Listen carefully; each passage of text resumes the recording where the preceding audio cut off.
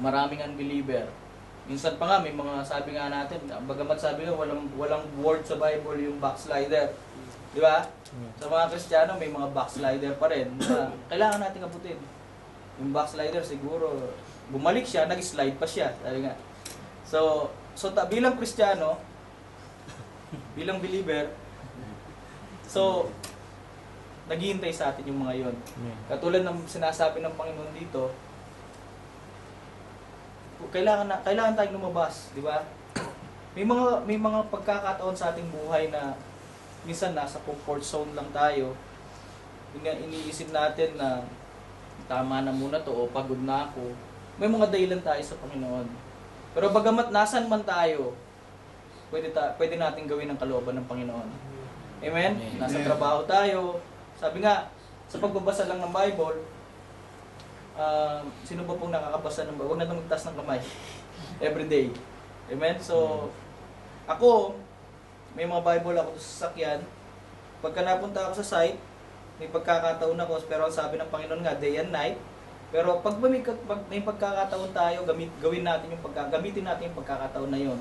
Ako, pagka waiting time dun sa sasakyan, naghihintay ako sa site, makakapagbasa ako. Pag nasa office naman ako, pwede akong magbukas sa computer, makakapagbasa ako.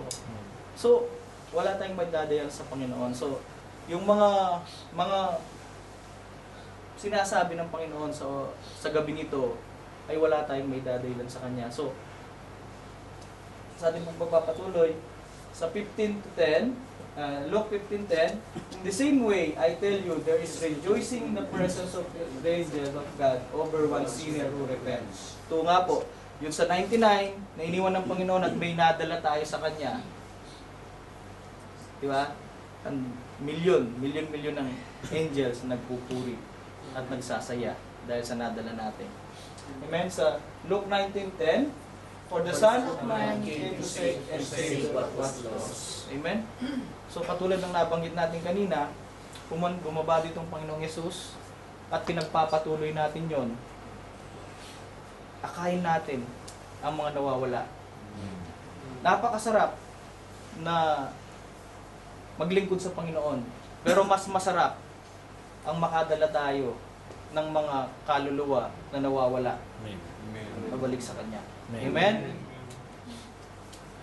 So sa conclusion na po tayo, so dito natin i-compare yung path of the righteous and way of the wicked. So yung kanina, yung una, holiness, evangelism, assurance, victory, eternal life, none of bad wishes. Sa pagalawa, sa kabila, also ungodly things, earthly nature, lack of faith, and lost sheep. So ano po yung nabuo? Heavenly happiness. Amen? So dun sa path of the righteous, heaven po ang papunta natin. Amen? Dun sa wicked way, hell po ang pupuntahan natin.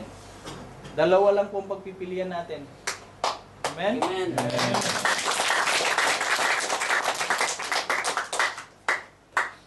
Dito mayroon pang, sabi nga, totoo nga po yung linagay ko rin dito, sabi niya nga, sabi ko sa Panginoon, ano pang pwede kong idagdag sa conclusion.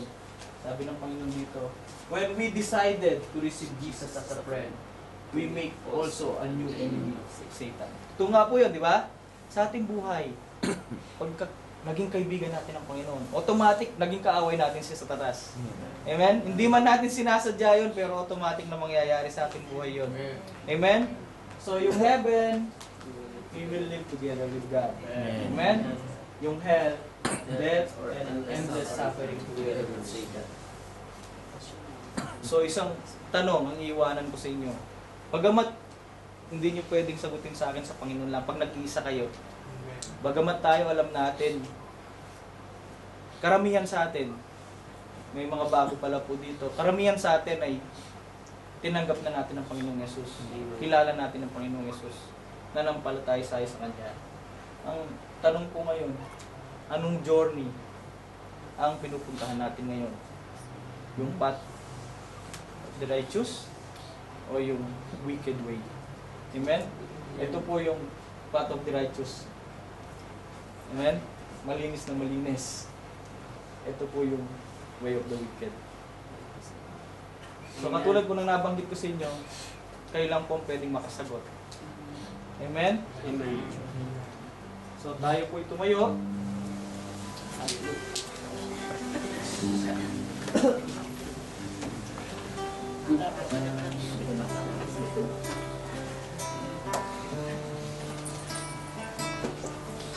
Salamat Panginoon, salamat o Diyos sa gabi nito Panginoon, na kami po'y tinuruan niyo Panginoon, kung paano po Panginoon ang daan papunta sa inyo Panginoon.